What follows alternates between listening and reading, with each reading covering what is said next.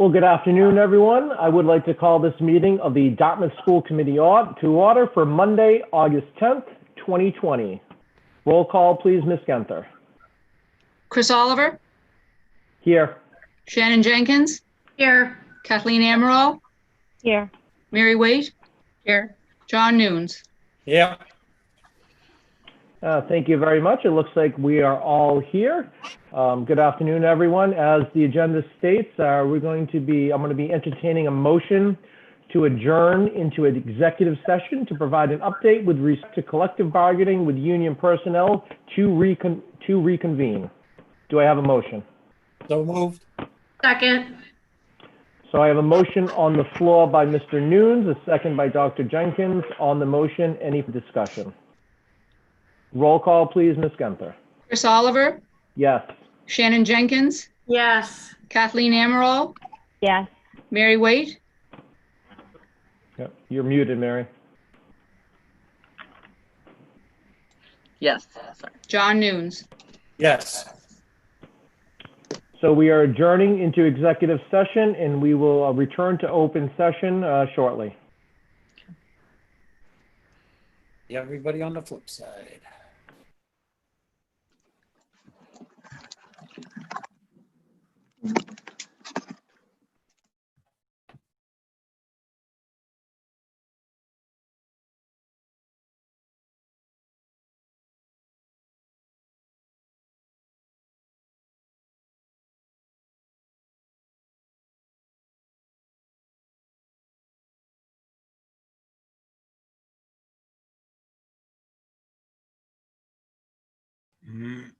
Hey, Rob.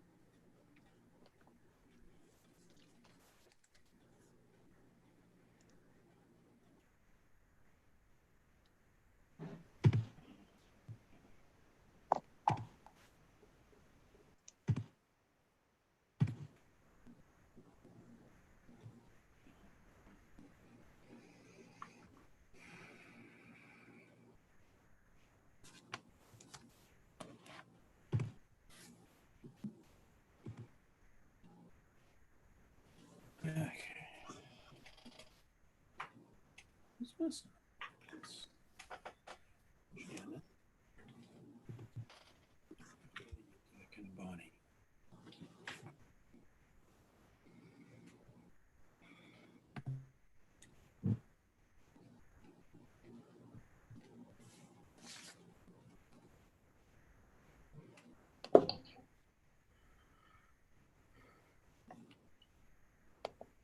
Uh-oh, where am I?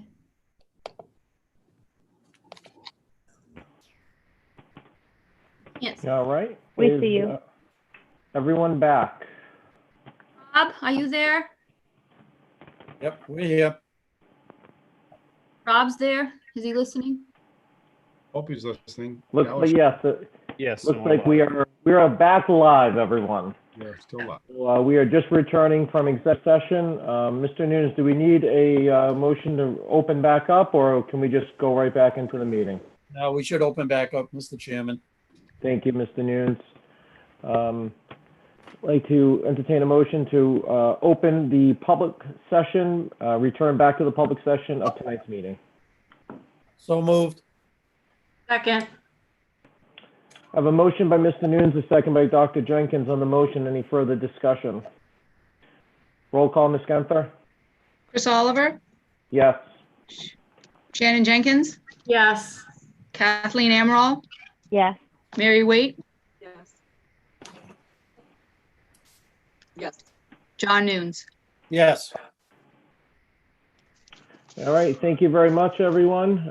Just a reminder, as per Governor Baker's order, suspending certain provisions of the open meeting law, Chapter 38, Section 20, the public will not be allowed to physically access this school committee meeting. The meeting will be conducted remotely. Members of the public can access the meeting via live stream at youtube.com/DHS TV Media. In addition, the event will be rebroadcast on DCTV channels 9 and 18 on the following days: Wednesday and Thursday at 5 p.m., Friday at 6 a.m., Saturday at 8 a.m., and Sunday at 2 p.m. The school committee reserves the right to implement additional participation procedures and will notify the public of these procedures as soon as practicable. That being said, anyone wishing to comment on tonight's agenda can do so by sending an email to kathleengenthner@dartmouthschools.org. I also should note that the school committee has received dozens of emails today on public comment correspondence related to tonight's agenda. Please know that all committee members have reviewed your comments, and we will not be reading them publicly this afternoon in the interest of time. The public comment emails will become part of tonight's meeting minutes once the minutes are approved. And of course, as with all meetings, we also do not respond to public comment to begin with. But we want to thank everyone for, and I'm not sure if everyone's mics are muted. I'm hearing some background noise, but I want to thank everyone that has sent in public comment. We do take all of those very seriously. A lot of them were very thoughtful. They were thought out concerns among, everything from what to do if we reopen school, if there's a hybrid, regarding procedures, and there's lots of good, thoughtful questions. And like I said, all of tonight's public comments will be made part of tonight's minutes once approved. That being said, and moving forward, any further comments that Ms. Genther receives will also become part of the official record. Next up on the agenda, on the old business, we have Superintendent's recommendation for return to school. I'll turn it over to Dr. Gifford. And you're muted, Dr. Gifford. Yep, thank you. Once again, I'm looking for my PowerPoint presentation. Give me 1 second, please. I had it up, but who knows what happens. Give me 1 second. That would be something I would do, Dr. Gifford. Yeah, Lose it's it. coming. It's coming. 1 minute. There we go. Remote learning, reopening. Okay, there we are. I have it there. Now I will try to share my screen.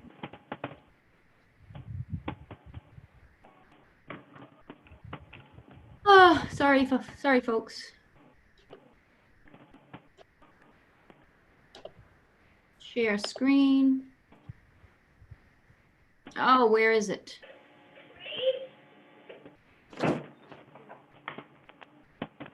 Sorry, honestly, I had it. It's here.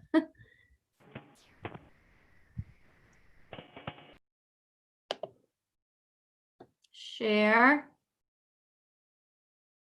Get that out of the way.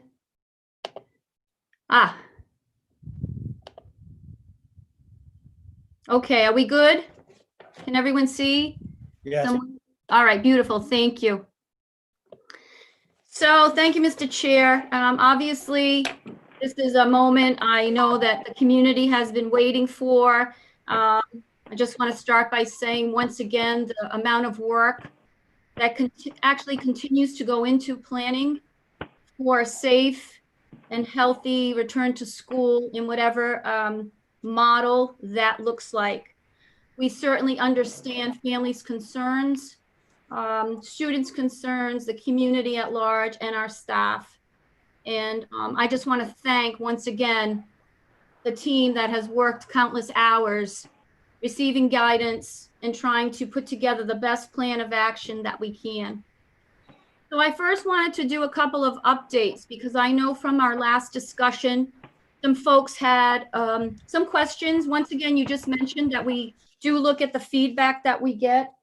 And while we may not respond to all of the emails, we want the folks to know that we do read them. We take them to our meetings and we consider the various ideas. So I know that folks had a question on why we looked at the hybrid plan we did, which we had a cohort A and a cohort B attending on alternate days. While this may not be the most perfect plan, it's different than other folks. Other folks choose what's good for them. From our discussions, we found that the plan was most pedagogically sound, that we really discussed the idea of like a week on, week off, where we felt that students would be so disconnected to learning for an entire week. It was almost like they would go on vacation every other week.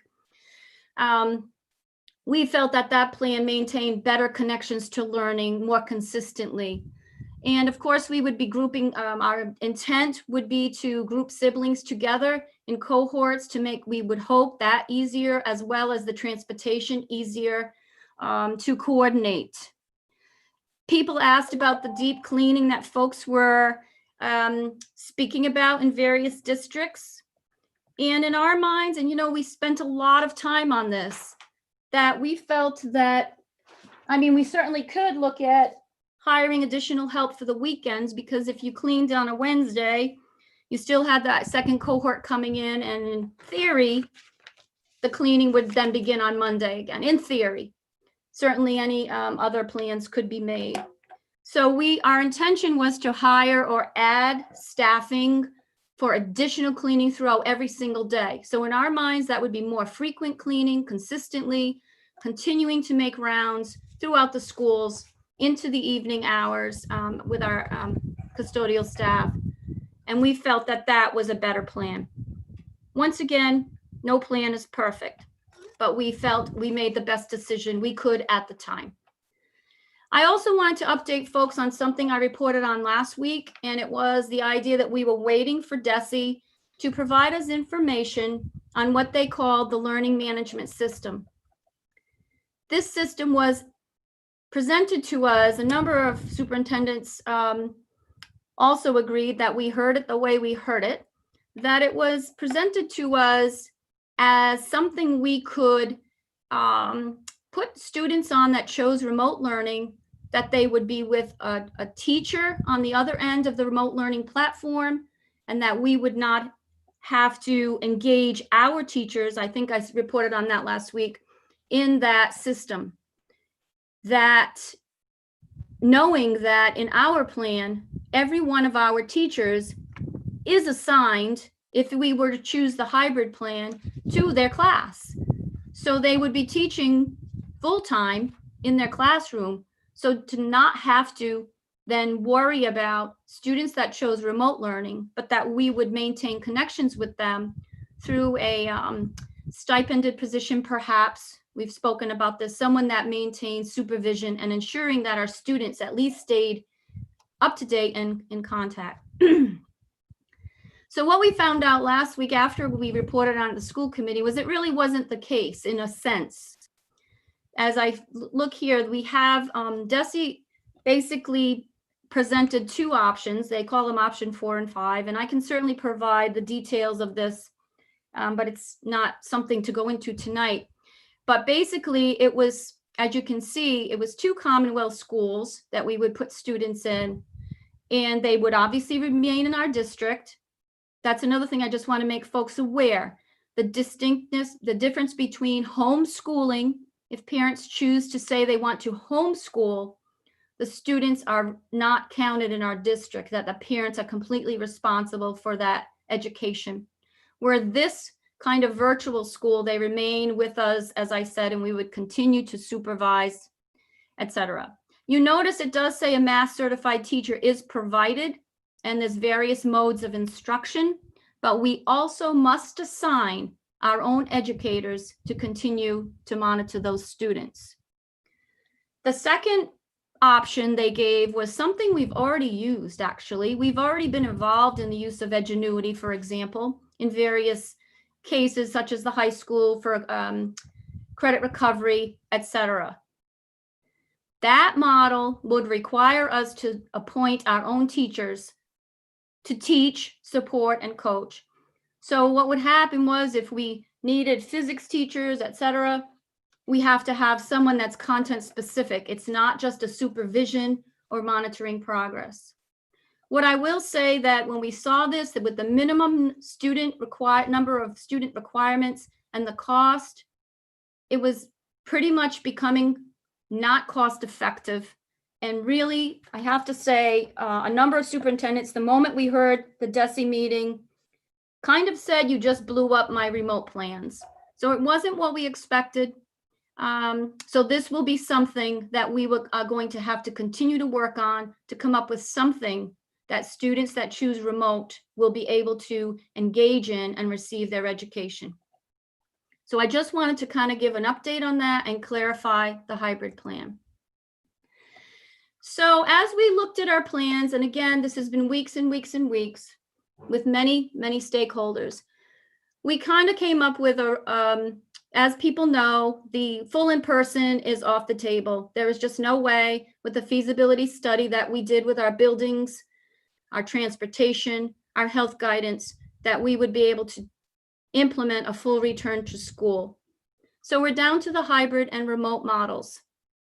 As you can see, we have a number of cons and pros and cons for each model.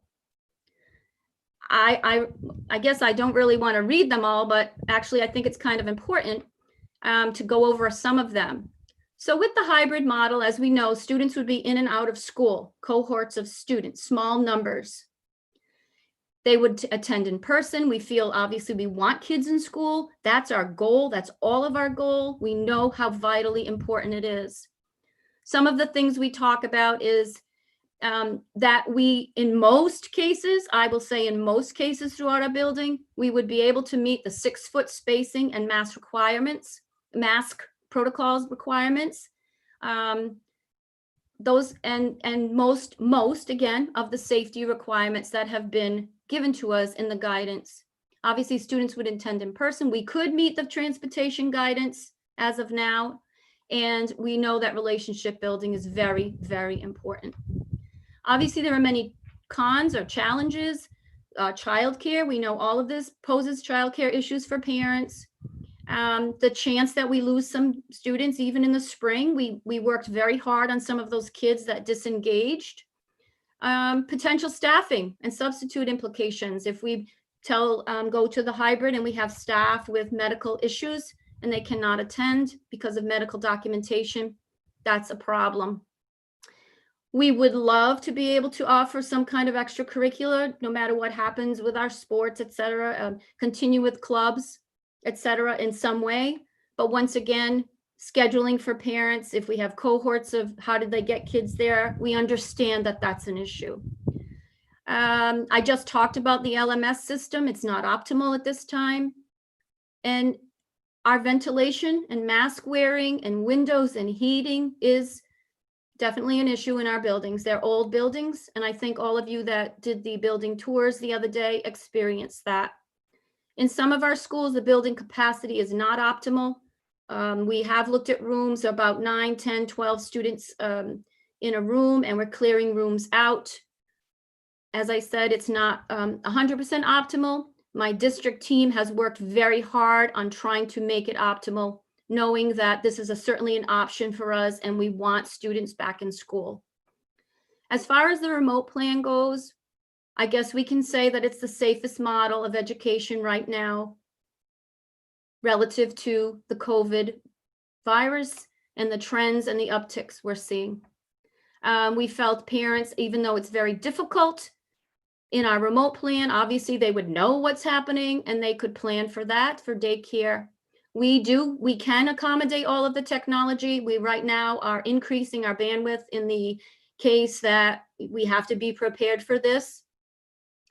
And we felt one of the important things is that we have been doing a lot of work focusing on the logistics and the safety and the protocols and the what ifs in our buildings, management, if you will. And again, my staff has worked very hard. The remote plan would allow a more robust focus on the teaching and learning piece, which of course our plan would be much different than it was in the spring.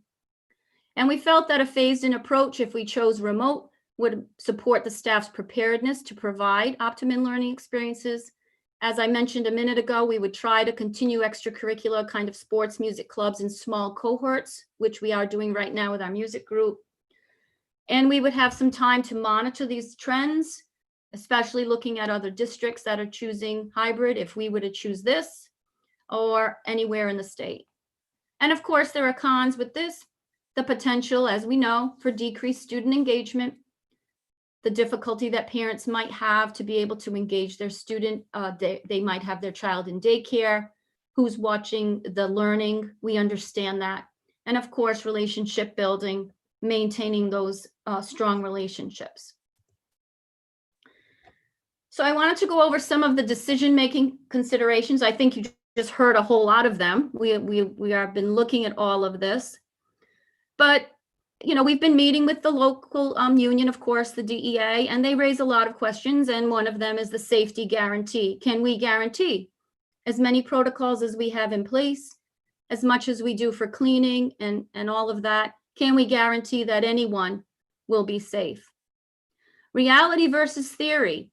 We talk a lot about the mask wearing. And then we visit the buildings. We do have the heat of the early months. Distancing, can we maintain that social distance and masks with our little learners especially, and to continue to maintain the most effective cleaning processes that we can. We talked a lot about teaching and learning, and I reached out to all of my leadership team and asked for their honest opinions as we started to end this conversation. We really got close to making decisions or recommending a decision for the committee to vote on. And they were worried about how much time they've been spending with the logistics in each building, as opposed to strengthening those educational experiences that they could offer the students. Ventilation, air quality, or just air movement in the schools is obviously a concern for all of us. Our staffing that have perhaps significant health issues, and what happens when a staff member might catch something, et cetera, How do we maintain student coverage, substitute coverage, which obviously we have good ideas for, but I'm just listing things we continue to consider as we come to our recommendation. Many of you took the building tours with us last week, and I'm sure you'll speak about that, but we do have some building capacity issues to think about, and the conditions, as I talked about, with air quality, ventilation, the window situation in all of the rooms. We've had lots of meetings. I just had one last week with our nurses again, and as much as we have worked very hard to try to find spaces to align with the guidance that includes they have to have an isolation station or area for students that might have symptoms, a separate bathroom. But also they're still engaging in the daily routines in their offices. They're giving out medication. They're fixing the scratches that happen on the playground. How are we continuing to clean their spaces, especially if we have students that do exhibit symptoms, which, as any of you that have read, there are many. And of course, the PPE, which again, we've bought a lot of the equipment that they'll be wearing, the full outfits, if you will, and how do we continue to change those as nurses deal with the students coming in and out of the office. I already talked about the learning management system uncertainty, which I'm sure we would have a good solution for, but it's another consideration. And then the what happens when scenarios. People come down with symptoms. People come down with a positive COVID diagnosis. What happens if a school or a classroom or whatever it might be has to be quarantined? Those distractions that might occur if students are in and out of school. If a staff member becomes ill, do we have to close a building? We met again, Mr. Kiley and Ms. Jodwin and I today again with the health agent, Chris Mishu, to talk about some of these things. And we will remain in constant contact as we proceed and open schools to try to make sure that we keep folks safe. And of course, we looked at the staff has been sending us, we did take that initial survey. I want to make sure that the community understands that that was a quick temperature check of the community. We did not expect folks to be able to then live by the answers they gave. That was a quick initial check. But we looked at that survey. We looked at our staff survey. We've listened to our administrative team who is in the building working on making their buildings safe. And of course, the community feedback, which I said in the beginning, I do not answer all those. I'm sure the committee does not also, but we do read them and we consider all of their feedback. And of course, you may have seen last week the latest information from the governor. So with that said, I want to repeat again, our intent is to get kids back to school. But at this point in time, I believe, and my team believes, and everything that we have, that we should adopt a remote to hybrid to full return approach. And this is kind of it laid out. That phase 1 would begin on August 31, which is the date that the teachers are scheduled to come back as right now. I'll be talking about the 10 days that the commissioner has granted in a moment. I am recommending with a verbal agreement from the union right now that would go those 10 days through September 14th. During that time, our staff will participate in all kinds of professional development. We want to talk about the trauma that students have experienced throughout this whole event. We want to talk about how to continue to build and strengthen relationships during a remote learning plan. We want to talk about more technology capabilities and how do our teachers engage students in various platforms that keep them excited and inspired to learn. We also will be talking with the union about, during this 10 days, role-specific assignments. We want folks to have time to do their special education evaluations. We'd like to do our kindergarten and L screening. We'd like our special ed department and related services to have time to develop their learning plans and figure out how they're going to meet the needs of all of our students. And as I already talked about, the relationship building, what we'd like to propose to the union is that students and teachers are able to gather in small cohorts, such as 4 or 5 students. Let's say a grade 3 class has 20 students, to make appointments with 4 or 5 students at a time, socially distanced with masks, just like an open house, to explain to those kids, here I am, I'm your teacher, this is what's going to happen. These are the platforms we're using to provide students with the connections and the information to get started. And at that time, we would look to be disseminating the technology devices, which we will have enough for everyone that needs them, during that time.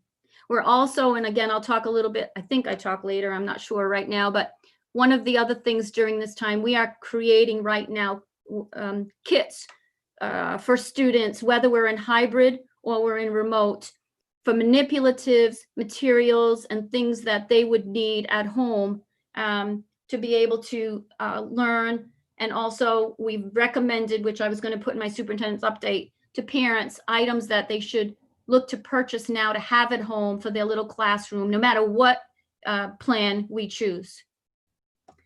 What we'll be recommending is then that students' start date would be September 15th, which I'll be asking the committee for a vote on tonight.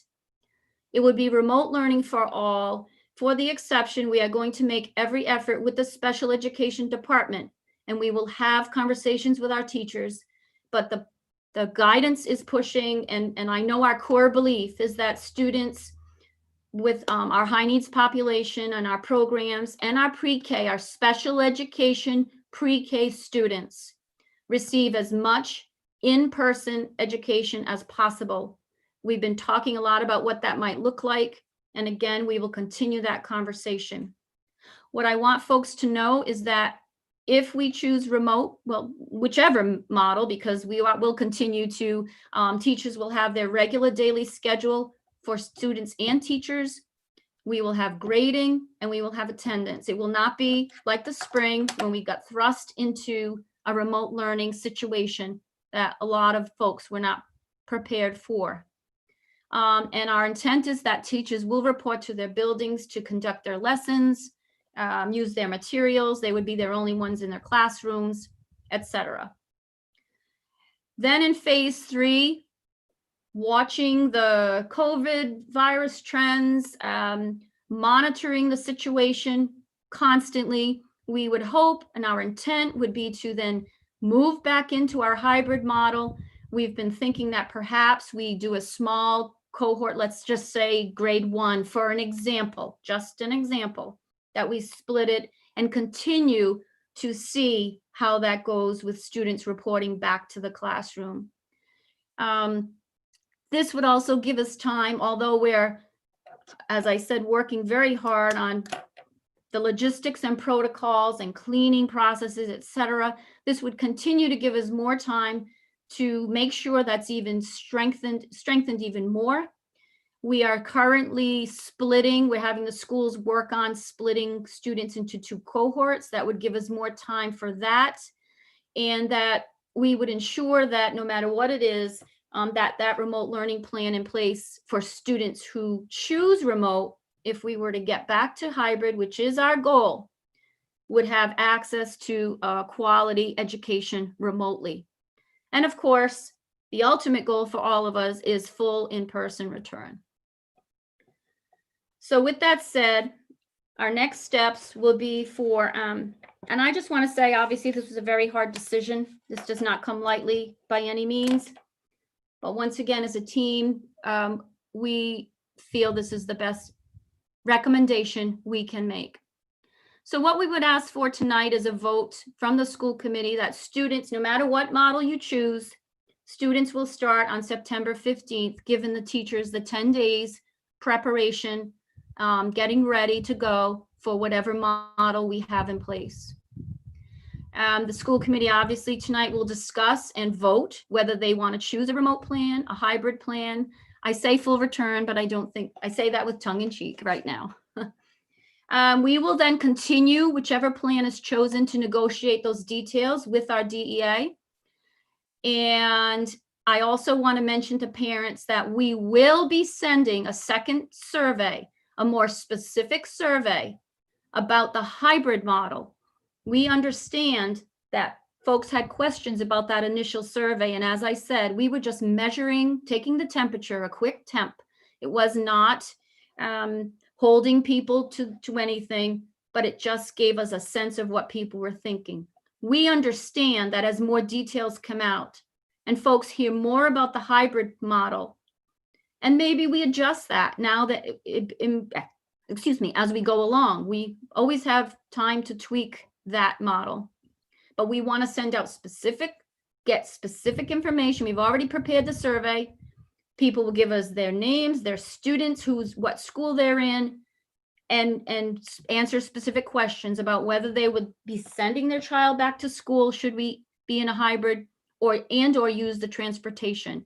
Those numbers will help us determine such things as some of the classroom numbers at the high school, which right now, even split into cohorts, we're having a hard time because of the large numbers in some of our classes, splitting them into those two cohorts and fitting in the classroom aligned with the specific 6-foot guidance. We will continue, no matter what model is chosen, to monitor, as we call them, the metrics, the COVID metrics. DESE will continue to put out guidance. And of course, we're always looking at what the governor is saying relative to slowdowns and opening things, et cetera. And if we were to choose a remote plan, we would continue to monitor school districts implementing hybrid model to see what is happening around the community. And in the meantime, no matter what, once again, we would continue to strengthen. We're always working on those schedules. We're tweaking them, the procedures, the equipment, the capacity, whatever it might be, to get ready to return to our buildings. And I think one of the more important ones as well is to ensure that those nursing stations, the proper PPE and all protocols are in place. Our nurses have lots of questions and concerns, and we certainly understand that. So with that said, I do want to read this by Henry Ford, because we have felt this all along, that we all came together. So coming together is a beginning, staying together is progress, and working together is success. We understand this is difficult for everyone. But as I said before, I thank the team for their hard work, and also believe that we've made the best recommendation that we can. So with that, I'll stop sharing my screen and turn it over to the committee. Thank you, Dr. Gifford, for that very thoughtful, well thought out presentation. At this time, I'm going to open it up for comments and deliberation amongst my committee members. So I'm not sure if anyone would like to go first, or Mr. Nunes. Sure, why Turn it not? over to you. Thank you, Mr. Chairman. Dr. Gifford, to you and your staff and everyone that's been involved, my heartfelt thanks. It's a heck of a job, and you know, there's no right or wrong answer at this point in time. Mr. Chairman, I think I can do the easy one first, and if you'd like, I can make a motion that we start school September 15th, 2020, and we have 170 days of school this year. That's I the second that. That's the easy one to do.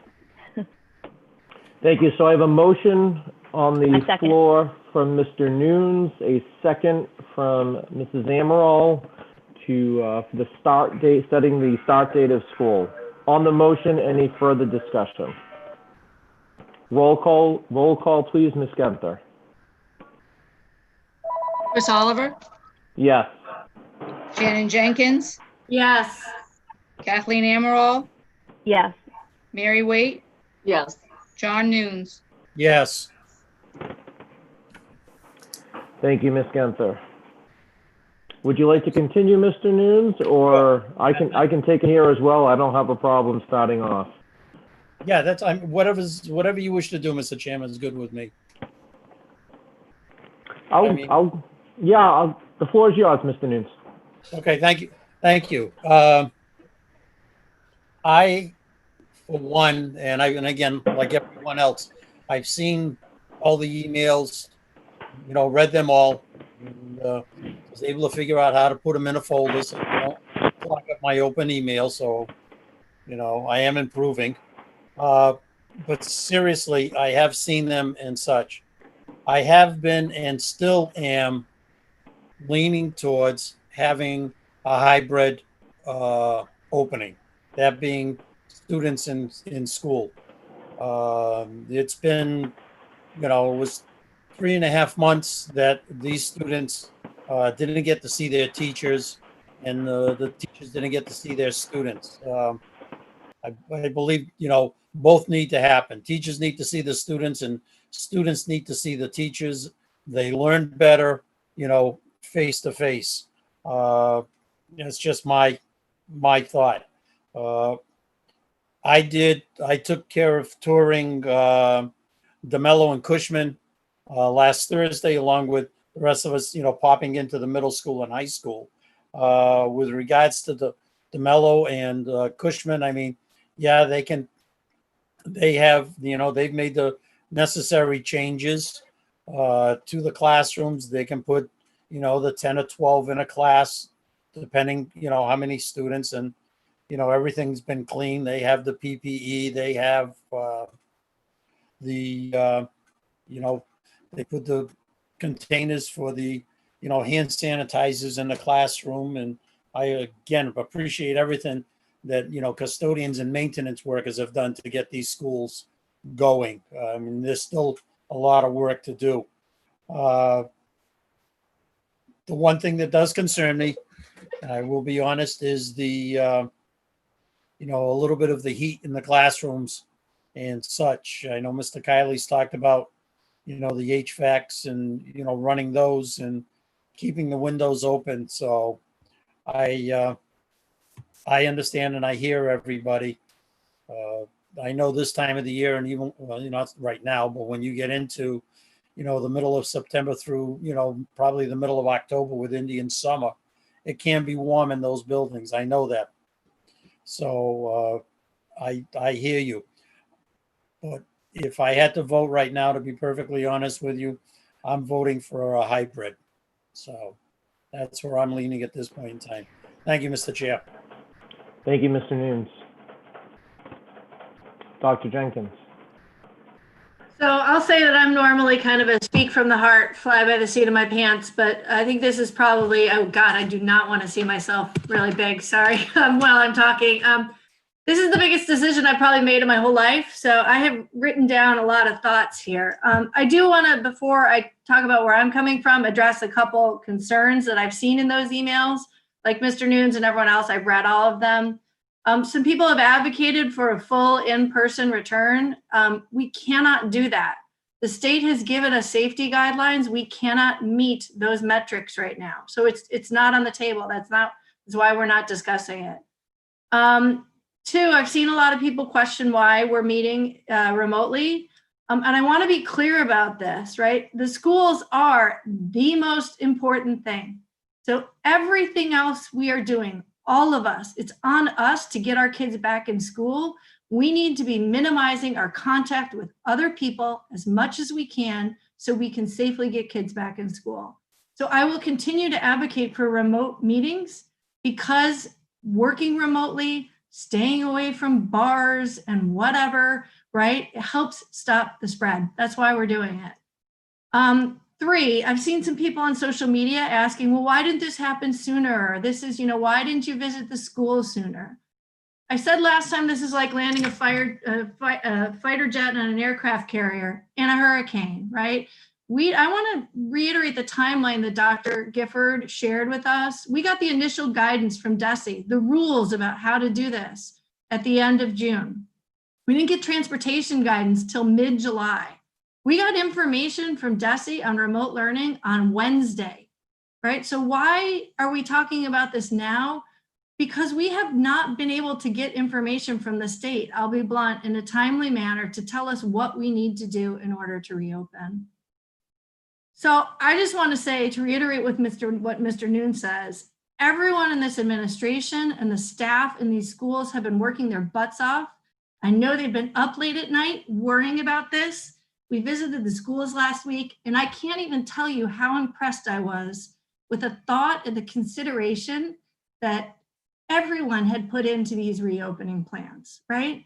So I want to thank you for all that work. There's been a lot of work here. For all of us, I think this is a really tough decision. We've been talking and listening to a lot of people, and a lot of people are really sure about this, right? There's teachers who are concerned about their health and their students. There's administrators who have to implement these plans. There's parents, I understand, who are desperate about how they're going to make this work with their own work. We've heard from parents of kids with IEPs. We've talked to nurses and doctors. A lot of people have recommended we talk to my colleague, Aaron Bromage, who does consulting on this. We are working with him. I've made it a point in all of my conversations to ask people, frankly, how would you vote if you're in my seat? Because even this morning, I didn't know what I was going to do. And people are nearly split down the middle. The answers are about 50-50 between remote and hybrid, which I think it tells us that there's no easy decisions here, and there's just bad choices on every side. We're being asked to pick between a choice that has short and long-term health and safety consequences for our students and staff, and another choice that has short and long-term health and safety consequences for our students and our staff, right? This is hard. So where did I come down on this? Well, in my heart, I want to pick hybrid learning, right? Our numbers are really low right now, right? The New York Times published some data that are recommended levels that the state of New York is using for hybrid learning, right? And they want your test rates to be less than 75 per 100,000 and your test positivity rate to be under 5%. Here in Dartmouth, we have 35,000 people and we have about 6 cases per week over the last 6 weeks. That puts us at about 35 to 36 cases for every 2 weeks per 100,000. We're well under that mark. Our test positivity rate is under 2%. In Bristol County, we're about 60 per 100,000 and our test positivity rate in the state is under 3%. If it's not safe now, when will it be safe? Right? Our numbers are just about as low as they are going to get. Some people say, well, we'll have a vaccine, right? I have about 0% confidence that we're going to have a vaccine in January. Even April, I think, is overly optimistic. And even with the vaccine, there will be risk. This is not like a polio vaccine that eradicates your exposure to a disease. It's like a flu vaccine, maybe 50, 60% effective. Some people won't get the vaccine. We're going to be living with COVID for a long time. So for me, in the argument in support of the hybrid plan is, if not now, when? Like, when will we be able to do it? I can't wrap my brain around our kids not being in school all year. I don't think it's going to get safer than it is now. I have a senior, right? I'm like, it crushes me as a parent that his senior year may be set and entirely remote, right? So that's where my heart is. But where my head is that I think there's still too many obstacles to pull off hybrid learning, right? The options that they have given us for remote learning put a considerable burden in our way, and they're hurdles that are really high, right? We know some kids need to be at home, and I'm not going to tell a kid with serious illness that they have to come to school. All right, our synchronous learning is expensive. Dr. Gifford did not put the costs in there, but to pay for a licensed teacher, it's about ballpark maybe $3,000 per kid per semester. That's a lot of money. Some districts are saying, oh, well, we'll just have the teacher of record, supervise these remote kids as part of their work. As a teacher, that's not possible. It is not possible to educate kids in class and kids online. Asynchronous, I had experience with that. It's not good, right? It is not good for kids. So we got this information on Wednesday. I don't think we can map and figure out what we're going to need to do with the kids who need to stay home. The second thing is that I don't know if we can staff our classes. This isn't about collective bargaining, even though I know we have to bargain things. But we can't force someone to come to work, right? People with legitimate health concerns may retire, they may resign, they may take FMLA, right? How are we going to staff classes if people aren't able to come to work? We're competing with every district in the state for replacements. So I understand that people are concerned about remote learning, and I would 100% agree with the comments that say remote learning cannot be like what it was in the spring. It didn't work for my family. It didn't work for a lot of families. And I will also say that we have to work to bring kids back to school as soon as possible, right? If it's clear that our case rates are not going to go up, we need to move to hybrid sooner than later. And I don't think we can wait for a vaccine that may not come to save us. With that having been said, right, I think I'm going to have to vote for a remote plan. It breaks my heart to do so. And I hope that we can make a commitment to come back at every single meeting and reevaluate where we are so we can get our kids back in school as soon as possible. Thank you very much, Dr. Jenkins.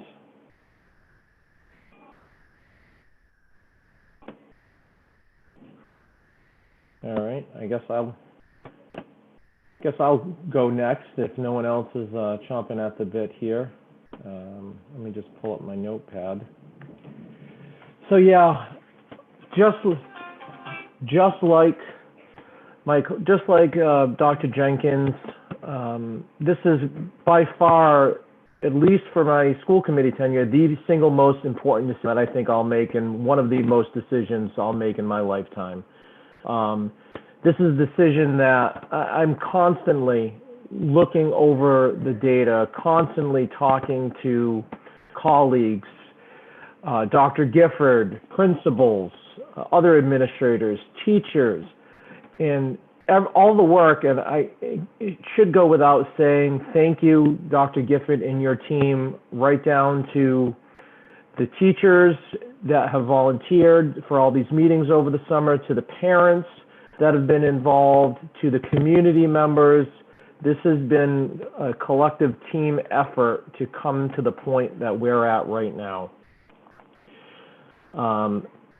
I have a daughter that's going into her freshman year at Dartmouth High School. She's been begging me, I want to go into school. I don't do a complete remote plan, or she wants, just like a lot of other students, they want to go full time, and I don't blame them. That being said, right off the bat, we know that a full return, 100%, it's not possible, not transportation-wise or logistical. A hybrid plan versus a remote plan. Doing the walkthroughs for me last week, and I'm so happy that we had the opportunity to do that, was very eye-opening for me. A couple of things about them. Ultimately, my ultimate goal is I want to see students in the classrooms this year.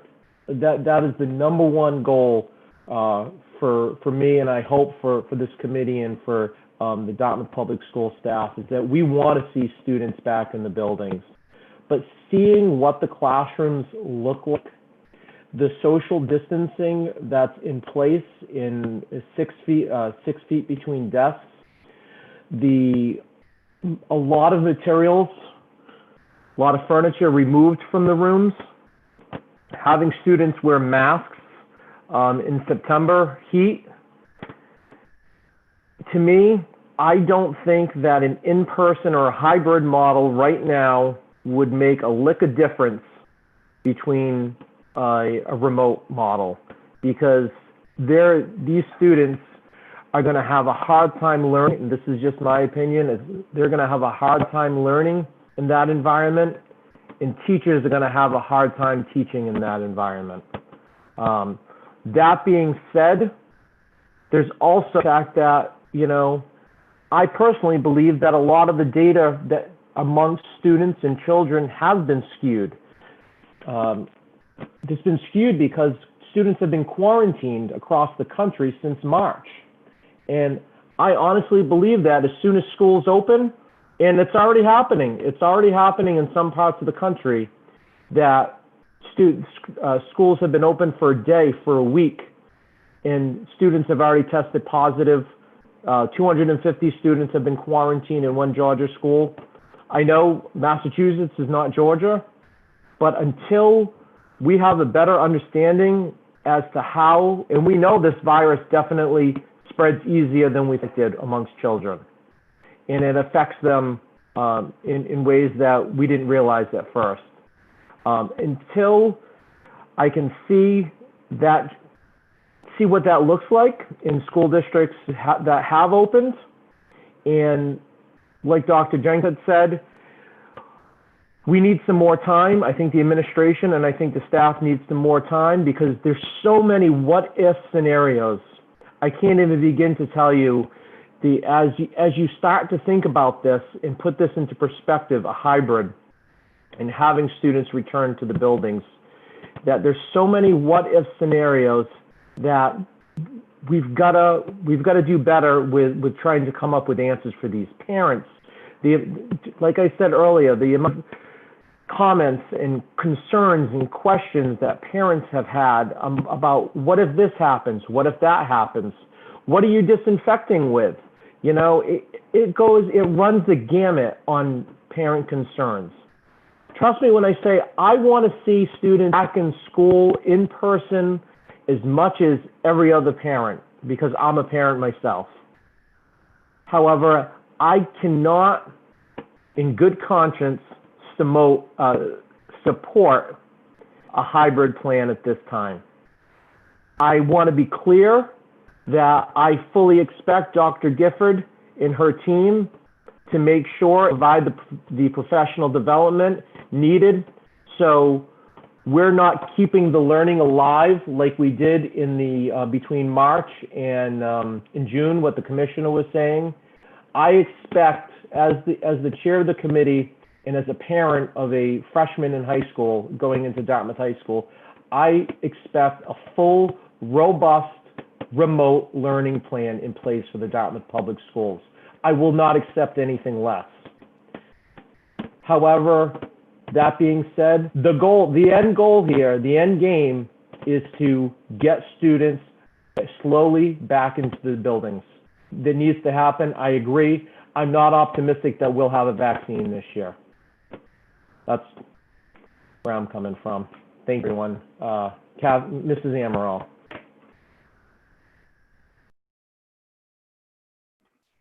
Can you hear me? Now I can't hear you. We can hear there you. You are. Okay, good. I don't know what just happened there. I don't really have prepared remarks as eloquent as Chris and Dr. Jenkins. However, you know, I have been quite emotional, so I'm going to keep it brief, I think. This is tough.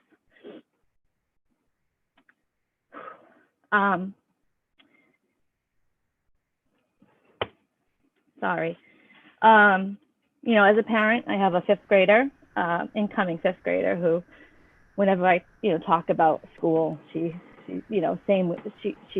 really wants to go back. I work full time.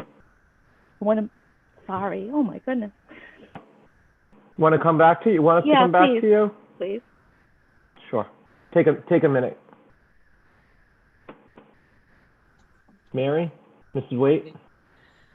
Yeah, this is just a terrible decision. I don't know what else to say. Like, I've been going back and forth. Same thing, and I also have, my incoming seventh grader was really depressed, in the spring. Like, I'm not gonna lie, I have a sophomore who's, a junior now, who's so excited to come in. She's like, I feel so much more confident. I really hope we can start the school year. And, incoming freshmen, so excited to explore the clubs and everything else. And, and I'm hearing them talk and like plan their schedules. And I'm like, I can't. Like, I look at the hybrid and again, like everyone else, I want to say first, Mr. Kiley, Dr. Gifford, your entire team. I mean, I went to the buildings, the work in there has been extraordinary. The work on the plans has been extraordinary. I mean, it's just, every contingency that you can think of that's in front of you, you thought of, but yet there's things that we cannot prepare for. So as I'm walking through, I'm walking through the high school and I'm thinking, how do we deal with cohorts in the high school when we have so many different students and so many different schedules? Like, I can't answer that question. It's a calculator. So we're going to have a cohort that's essentially half of those students on that day. Then, what if a student shows signs, all these contingencies? We're not nurses. Our teachers aren't nurses. Like, it worries me. Like, what if we have a student who comes in, who shows signs, which could be a whole number of things, they're sent home? Do we force those parents to take their child to get tested? What's happening at home during that time? And more students are coming in. I know our infection rates are low right now, but we're not in a bubble. Massachusetts isn't in a bubble. Our community is not in a bubble. We know that there are people going on vacation, right now, who are going out of state. College students are moving around right now. What is it going to look like in a month? It's hard for us to know. And I'd hate to think too, I really believe that, having been, I was a teacher, as, some of the community may know, some don't, but, I believe that, again, the spring was a different animal, and that our teachers have had that time to, really think about, because they want to do what's best for their kids and they want to be in the classroom. I've heard that over and over and over from teachers, like, if I could, I want to be in that classroom. And they've thought of really exciting things to do with their students. And again, to Chris, to your point, like, I believe that they'll take those 10 days and they, again, they'll have more, professional development time. I'd like to give them the honor of that time instead of, if we, my concern, I should say again, is also staffing. If we vote right now for hybrid, then we're taking away that time that they could plan potentially, because it looks to me, again, I know this is collective bargaining, I don't want to go there, but it looks like we may have an issue with even people who just have genuine health issues who are not able to come back into our schools.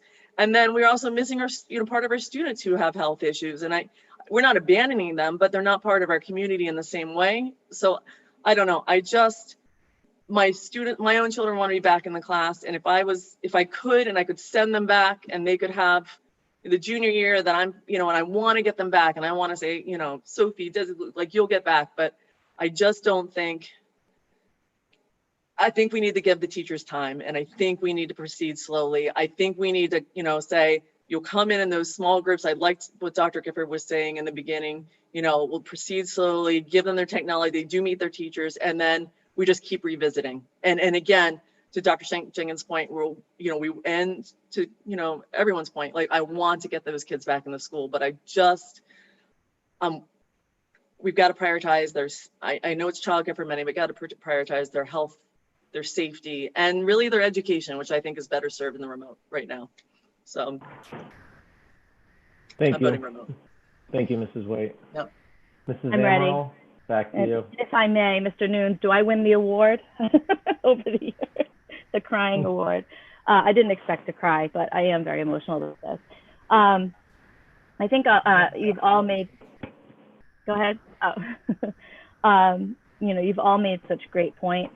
We all want to see the kids back in school. We all wish we weren't where we are and having to pick, as Dr. Jenkins said, and others, the full in-person is just not feasible. It's off the table. And I live it. We all live it. We all know in planning or in caring for our families, juggling, between my husband and I, and the arguments around whose work gets prioritized when you have a 5th grader. Thank God we have an 18-year-old who has been extremely helpful, but also a 16-year-old who requires one-to-one, 24/7 care.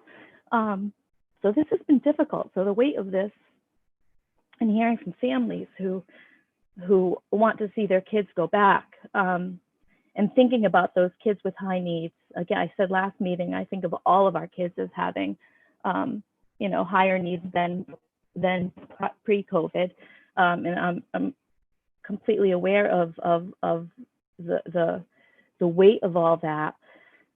However, it's important for those families like mine who, worrying about the special education, and Dr. did mention that, students who have IEPs, that are documented in their IEP at all of those services, they must receive a free and appropriate public education. So every effort has to be put forth to make sure that those students with disabilities are prioritized. And then the guidance goes on to sort of explain who those kiddos are, those kids with complex needs.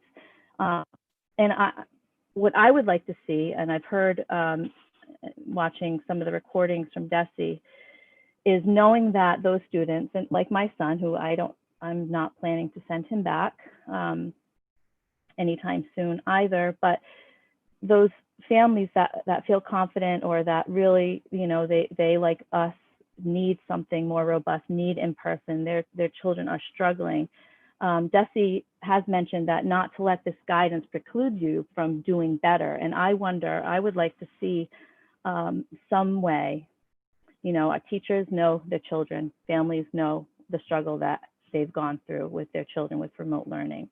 And while we want this to be extremely robust and just different and out of the park from where it was in the spring, I would like to see us be able to expand upon this high need guidance and thinking about those kiddos who are really struggling, who may not be on an IEP, but are just not relating. And our teachers know who those kids are. We know who those families are.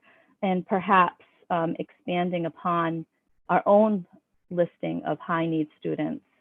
I'm sure that there are many families like mine who children are struggling and regressing and all of that, but are worried about their health and safety and won't send their kids back. So I don't know what that number will be district-wide of families willing to send their children back right now, despite the district as a whole going remote if we vote on that for that.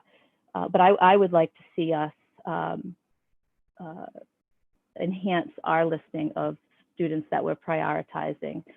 Like in the high school, we have the FLIP program for students, and we thought a different way about supporting them pre-COVID, obviously, but perhaps we could add sort of a level for social emotional, meeting some of those students who we've just dropped off because of the disconnect. If possible, if we could look into creating our own enhanced version of a list. With that said, as much of a struggle as it is, I've heard, as all of you, we've heard from both sides, 50% either way. I just can't, I wasn't sure this morning how I would vote. Although I kept saying, you know, it to myself in my head, and I'm sure it came out more eloquent in my head than it is right now. But I am, I can only right now vote for remote. But again, visiting each time we meet and talking about how we can move to that next phase with that goal of hybrid to full in person. So that's all. Sorry, I tripped over my words and I'm a little bit of an emotional mess. You did fine, Mrs. Amaral. And I think to your point, Mrs. Amaral, I think it would benefit the district. And I think that I have heard Dr. Gifford and her team discussing this in the past, or it's just so many things that are coming at us right now. But I think that it's really important that the district does consider doing a lot of outreach. And I know we have the counselors and we have the support in the district to conduct the outreach for those families that may need additional support and services during this time. Like you said, maybe not a documented disability IEP and maybe not a 504 documented. Definitely those students that are having a difficult time with this, and our counselors, our staff, our people, our faculty know who those students are, and I think it's really important that we do what we can as a district to support all families and really try to do that outreach. So I want to thank everyone. I want to thank all my colleagues for their responses, for taking the time to listen to one another, to listen to Dr. Gifford, to conduct the walkthroughs at the schools. I think it was very beneficial. And just listen to all stakeholders because this is really about listening to all our stakeholders, our community members, our faculty, staff, parents, students, which, like some of you said, you know, if it was up to my heart, I would be voting to open school and sending my daughter in who so desperately wants to start high school in person. However, that's not the case. So at this time, does anyone have a motion? Mr. Dr. Chair, Jenkins? I'd like to make a motion that the Dartmouth School Committee recommend that the Dartmouth start off the school year with a remote learning plan. So just to confirm, because you were cut off a little bit there, you're making a motion To adopt a remote plan. To adopt a remote plan. Do I have a second? Second. I have a second by Mrs. Waite. So on the motion, I have a motion by Dr. Jenkins, a second by Mrs. Waite. On the motion, any further discussion? Chair hearing none. Yes, Mr. Yeah, I've got a couple of, here we got, I know where this is headed. Can we have a discussion once this vote is done? I've got a few questions on some general odds and ends. Can we have that discussion after, or you want to have it now? We can have it after as long as you're okay with that. I'm fine with that. I'm good with that. Okay, thank you. Chair, all in favor? We're going to do a roll call, please. Ms. Genther? Chris Oliver, Yes. Shannon Jenkins, Yes. Kathleen Amaral, Yeah. Mary Waite, Yes. John Nunes, No. Motion passes 4-1 for a remote plan. Thank Sorry, you, guys. everyone. Mr. Nunes, I'll turn over to you briefly for any comments or questions you have. Just a couple of quick things. All right, now that we're going to be remote, Dr. Gifford, Mr. Kiley, Ms. Roy, what does this do to our co-curricular and clubs type of deal?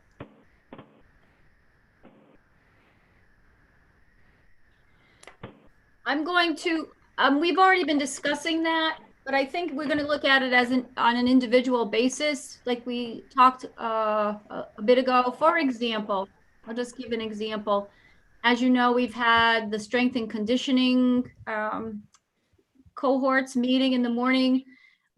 I was in touch with the AD this morning. Evidently, we had a few little issues with that, but as a reminder to kids to follow the rules. We will do the same with the other programs that we have. The music program is still running. Once again, the social distancing, they are abiding by all of the rules. Yeah. Clubs, same kind of thing. We want to obviously give our kids as many experiences as we can. Whether it's a virtual, I just use debate club because in my mind, I think debate can be anyway, right? Yeah. Virtual or small, tiny little groups of kids come in for whatever club that is. So we will be discussing with the principals, of course, how to get those up and running. Okay. Probably this one may be better for Mr. Kiley, but what are we going to do about school lunches for the students that qualify for free and reduced lunch? Are we going back to what we did earlier in the year, or is that a work in process also? You know, Mr. Nunes, if I just may, I'm just kind of thinking out loud here. Would it make more sense now that we voted on this, if maybe we set up another meeting next week where some of these, I think at this point, I'd like to see at least a few more meetings in August, briefing the committee on what the status is of our remote plan and some of these other questions. Because I know, like off the top, I already have questions. Mr. Kiley, if you want, I don't know if you have an answer for Mr. Nunes or. And I'm good, Chris, I'm good with that. If you want to just sit tight till next week, I'm good with that too, seriously. Go ahead, Mr. Kiley. I'd have more specific information that I could share next week. Obviously, you know, your vote tonight informs a lot of what we have to do in the near term. We will, you know, we've been preparing for all eventualities, as you know, by touring the facilities and seeing what we've been doing. So we'll continue to do that and make decisions for things like food service moving forward. And we'd certainly hope to get approval from the USDA to provide some food service moving forward. Chris, I'm good. I can wait. The rest of mine can wait. No biggie. Okay, yeah, we'll discuss in a few minutes under report of the chair, some other things. Dr. Jenkins? Yeah, I had, like Mr. Nunes, I have a number of questions, and I'm thinking that maybe it might make sense for all of us to send those questions on to the administration beforehand, so that rather than it being sort of like we ask then and then they ask, it takes another week, like they can be prepared for that meeting for the sort of questions that we have. Because I think we probably all have a lot of questions, and I'm sure parents do as well. So I think another meeting next week or as soon as we can would be good, and we can sort of prepare the administration for the sorts of things we'd like for them to talk about. I love the idea. We'll circle back to that under business. Once again, thank you, everyone. Under new business, I'll turn it over to Dr. Gifford. Title I, EdFlex waiver request. Sure, thank you, Mr. Chair. So we just wanted to give you a quick update. As you know, some of the funding shifts and changes over time. So I've asked Mrs. Oliveira, who runs the Title I program, to just pop in and give us a quick update on what's been going on with our Title I monies and how that has shifted.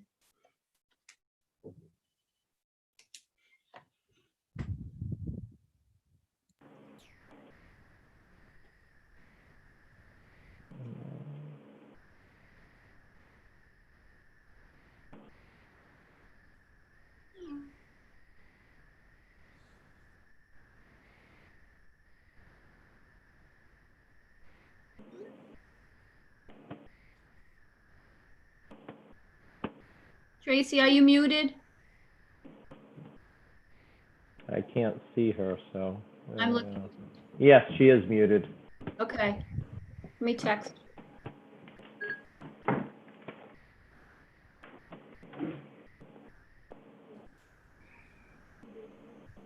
There she goes. Got it? Can you hear us, Tracy? All right, sorry about that. Yes, I Yeah. guess I was muted and trying to share my screen at the same time. So thank you very much. We're ready to go now. I kind of have to joke a little bit. I usually follow Jonathan Galashaw when we do district events, and I always say I get the short end of the stick because we all know Jonathan can work a crowd, and then I have to come up with my material. And I think that now I'm following a very emotional and time-consuming conversation, but I'm going to go through with our Title I overview. The reason, it's just funny that we have, along with getting kids back to school safely or not back to school safely and figuring out remote learning, we also need to do all the other things to start school in September. Summertime is usually our busy time with curriculum, teaching and learning, and we need to get all that done. So we have a non-COVID topic right now of the Title I overview. So as Dr. Gifford said, this went on the agenda we needed a waiver. I applied for the waiver, and then actually Desi came back and said, we don't really need it, but we didn't want to take this off the agenda. So we're going to go through with an overview of Title I and what does it look like at Dartmouth Public Schools. So Title I is the oldest and largest federal program in the country. And about 93% of districts in Massachusetts receive Title I services, along with the rest of the country. The funds come from districts based on the number of low-income families that are served. However, once the school qualifies for those Title I funds, it's academic need, not an economic standard, that determines which students receive the services. So it's something that always gets a little bit confused with Title I. We have low-income families, why we qualify for the money and how much we get, but students that receive the services, it's based on academic need. So just because you're a Title I student does not mean that you are of a low-income family. It's all based on academic need. And the Title I funds that the district gets are really meant to supplement and add to, not to replace what the state funding gets. So when we have Title I schools, everything that Title I money gives should be on top of an extra, and the schools that do not have Title I should not be receiving those services. So what are the priorities of Title I? It really is three main priorities, and it's about strengthening our core program so our low achieving students can access and achieve state standards. Title I thinks this should be done through professional development of teachers, strengthening Tier 1, our classroom instruction, and they also look to involve parents and guardians. So they want parents to be part of the program. They feel parents are a strong point, and there should be a very tight homeschool connection. Those were the priorities of Title I set forth by the federal government. Here in Dartmouth, our low income percentages are somewhat low, but in the last few years, as you can see here, they've had an uptick. Now, there was a big change, as you can see, in 2018, and the funding equation of how how money was passed out was changed. That's where you saw, that's why we have that change. But as you can still see, the percentages go up. So district-wide low-income percentages really come from census data, free and reduced lunch prices, data, and economically disadvantaged numbers. So students who receive Medicaid, Medicare, services, that's all how it comes into a formula where they come up with our numbers.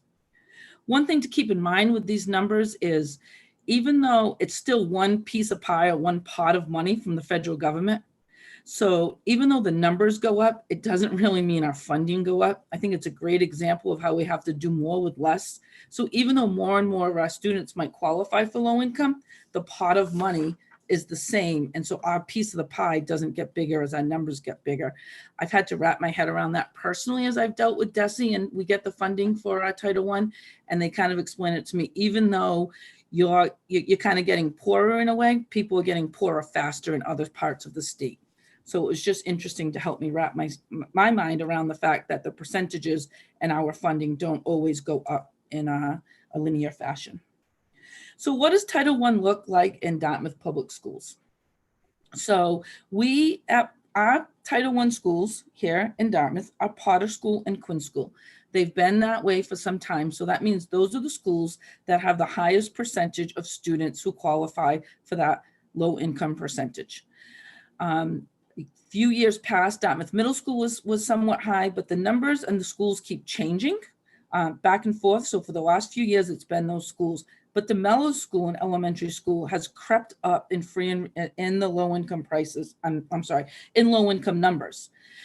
So that's why this year, new for this year, we are qualifying the Mellow School has a Title I school. So all of our elementary schools will qualify for Title I services. Now, once again, circling back, our pot of money doesn't get bigger just because our number's getting bigger. So we need to just kind of disseminate that money across the schools. So to start out with, for DeMello School, we're going to be giving them some supplies, professional development, and family math night. As you can see, the other schools, we have personnel, full-time employees working there, servicing students, and that's not going to happen right now at DeMello. But in the past, when we've done things like we've bought really cool supplies or really cool math manipulatives, we haven't been able to purchase them for DeMello because remember, this is something above and beyond what the town does for the students. So I just felt as the numbers crept up that we had to do our due diligence to get some service into DeMello School. So if we go back to what are the math coaches and specialists that were at DeMello and Potter and Quinn School do? The math coaches do that PD part, that's part of Title I. So they work with teachers in classrooms to assist strengthening classroom instruction, and they really work to provide strategies and interventions for all students. So all students can grow, but they really monitor all students, but they look very closely at our Title I students, at our low performing students. What do they need to get to get the state standards in? The PD that they've given has been all about the math workshop, guided math, project-based learning, and that's where I come in with the supplies. We've bought numerous things so that instead kids can have a chance to grapple with math, can see math in a concrete fashion, and to really grow a deeper level of understanding. The math specialist takes small groups of students, and what's great about Title I, since we are a school-wide program, which we've applied for a couple of years ago, is they can be fluid groups. We really take kids who are struggling and we work with them until we get them up, and then we can move kids in and out. And when we take our kids for our small group instruction, we really focus on what the needs of that student is. We're not helping them with their classwork, but we're finding gaps in their knowledge and they're filling in the gaps. So if I can just show some pictures, which it doesn't look like they're all showing up and I don't know why. But the student all the way on, the little boy with the little pieces, he's working with an Osmo kit. So this was purchased with Title I funds. And you set an iPad in it and kids can manipulate numbers and can look at numbers and go along with the computer program. So that's some things that we've done with our Title I supplies. This is what we'll now be able to support at DeMello School. The picture all the way over on the left that I don't think you can see was just a big Connect 4 thing, but our teachers did percentages, they did arrays, they did a lot of fun activities with that. And then the one in the middle was a Candyland game where we were doing counting skills with our littlest learners, and that happened at a family math night. Some other examples of materials that we have bought with our Title I money were called DigiBlocks. If you're not really, I was going to show a video of them, but they really show concretely kids can take apart and put together place value. So they have 1,000 block, and inside 1,000 block, 100 blocks. You open up the 100 block and there's 10 blocks in there, and it really shows students what they can do with place value. That's real super quick overview of Title I. I didn't know if anyone had any questions. I wasn't ending with questions, but I'm going to stop my screen now and come back. So if anyone had questions about Title I or... Thank you, Mrs. Oliveira. Great presentation and actually very informative around, because I know some people wonder sometimes how our Title I funds are used. So any of my colleagues have any comments, questions for Mrs. Oliveira? I will just say thank you. No, it was actually very informative. I know that's tough to follow after after the vote we just took. I'm going to go back to it. It's just my same thing with Jonathan. I'm used to it. It's fine. No, but it was lots of great information. No, it was very helpful, and I know that it was informative, and a lot of people will find it very useful, just because it helps us understand what the money is used for and how we qualify. Yeah. So no, thank you very much for your time, Mrs. Oliver. Just to give a push, we need our families to fill out free and reduced lunch applications, because that's how we kind of draw in the money. So especially during the times and what's coming up in our country. So just a reminder to families to feel free to fill those out and send them in. Great. Thank you. Thank you very much. Thank you. Thank you. Thank you. Take care. Thank you, Tracy. Also under new business, we have superintendent's update. Dr. Gifford. Yes, thank you. So I do have other things going on, believe it or not.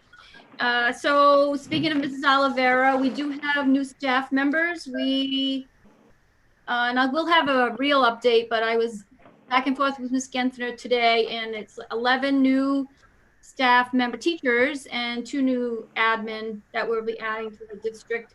Again, replacing retirements, etc. So we'll provide more information on that soon. But the project time meeting, the intro meeting, will be starting in August 18th and 19th. And we're hoping to get a live meeting once again outside. We're hoping for a socially distanced. We just felt that if we can, that it helps them develop relationships and really get to do some of the activities that are usually involved with the project time with the new teachers. So we'll see what happens. We had our 2 computer science teachers. One we've already had in the district, Brian Gia, and our new Eric Bosworth hire that just completed the Project Lead the Way training for computer science. And if you recall, we entered Project Lead the Way partnership as a way to just add more experiences, more opportunities for kids, the advanced placement, and it also exposes students to more opportunities such as scholarships and the like. So we just had 2 teachers complete that training. We are looking to do our pre-K screening week of August 24th, and we have posted for some help on that. So we'll see how that goes. A letter was sent to elementary parents on behalf of all the elementary schools. We are, again, no matter what happens, whether we're in remote or we then move to hybrid, which I hope we do soon, we're putting together some, we call them kid kits, even though we hated that, but just coming up with like a shoebox kind of, with manipulatives, etc., crayons, markers, whatever, whiteboards that students would have in their classroom that would be their go-to materials, as well as advising parents on what to purchase for a remote learning situation at home, rather than buy things that they bring into school on a normal basis. So we wanted to get that out because we know that sales happen, etc. So all of the elementary sent that out. They'll also be developing videos, especially for our K students, but we'll be doing some videos throughout the district. And as I state, to welcome students, explain what's happening, but also we'll be working with the teachers to see if part of that 10-day is we can get those kiddos in to meet their teachers and find out what will be expected of them as we move into the new year. Let's see, from technology, as we noted last time, they are working very hard knowing that if remote learning was to take place, we need that internet service. So to increase the bandwidth in the district. And they also have been collating and collecting, and readying the Chromebooks for dissemination. We do have enough for anyone. We have ordered extras, but we have about 4,300 Chromebooks in the district right now. And as you know, around over 3,600 to 3,700 students. Obviously, some already have them, but we will be ensuring that everyone that needs one will have a Chromebook. And I also want to state that we are planning, I didn't talk with all the leadership team, just a couple right now. We are going to be planning on hosting something similar to this for the community, where our admin team would be available. We'll do a live stream just like this, but we will be asking folks to send in questions regarding the remote learning plan to questions@dartmouthschools.org. And we'll be collecting them and collating them, whether it's questions about technology, transportation, special education. And we will be able to, we're going to try to put those together and have our team do something like this. Just go through them and say, we had a question about this. So it wouldn't be that folks would be live sending us questions, but if they send into questions@dartmouthschools.org, we're going to put that together, hopefully very soon, maybe next week or so, as fast as we can get them in and coordinate that. Because we know that people are going to have a lot of questions about what we just talked about. And I will plan on putting out at least a quick update tomorrow with some of the details that we talked about. And again, I just want to thank the committee. I know obviously everybody's hearts are in this. The emotion that is running deep for our entire team is, I don't think we need to speak about it. We all understand that our core responsibility is to get kids in school, and we get that. So we will continue to work very hard to get them back. And that's what I have tonight. Thank you, Dr. Gifford, for that update. I'm thrilled to hear that you're already working on putting together kind of a Q&A, a live Q&A. I'm looking forward to that. That being said, everyone, it's important that we have a follow-up meeting next week, if we can make that possible. I think I love Shannon's idea. Let's get the questions. If you have questions, let's get them to the administration. Let's get them to Dr. Gifford ahead of time, so they have some time, her and her team have some time to research what we're looking for, because I know already I have about a half dozen questions spinning around my head. So I am not available next Monday. I'm not sure what the committee's pleasure is in trying to get something scheduled. I'm not sure if any other dates work. Really, Monday's the only day that doesn't work for me. Chris, we've got Wednesday with SMEC at 5. That's next. I thought that was this Wednesday. No, that's next Wednesday. I put it on the wrong date on my calendar. Thank you. I mean, other than that one on the 19th, I'm available. I'm also available next week. Any evening. How about Tuesday? Does Tuesday the 18th work? Or yeah, works for me. Tuesday the 18th. Mm-hmm. Good for me. What time are you thinking? I would say the same time, but if you can't do 4, we can pick another time. 4 is good for me, just for baseball games. 4 is good for you? Mm-hmm. Okay. Yeah, 4 should be All right. good. So why don't we schedule a meeting for next Tuesday, the 18th at 4 o'clock? And Mr. Parati, I know he's already in touch with me. If you could get that link posted out and shared out, that'd be great. Did you have a question, Mrs. Amaral? Oh, I just had something to share too, that through the CPAC information. Sure. I guess I could mention it next week as well, because although we haven't met, most people know that I also chair the Special Ed Parent Advisory Council in town until somebody wants to step up and help, other than those that are already helping. So we've invited Beth Townsend to come and sort of like an open house. We'll certainly share the district's questions email, but we thought we would have her on to just talk about what we know at that point, knowing that students who receive special education or are considered that high priority will hopefully be looking at some in-person school. So it's August 26th at 4 o'clock. And if people are on Facebook, they can just look on the Dartmouth CPAC Facebook page or email dartmouthcpac@gmail.com, and we'll get that link to register and to submit a question, as like I said, as well as sharing the questions at dartmouthschools.org email for families. But That's great. just wanted to share. Thank you, Mrs. Amaral. Any other comments or questions from the board?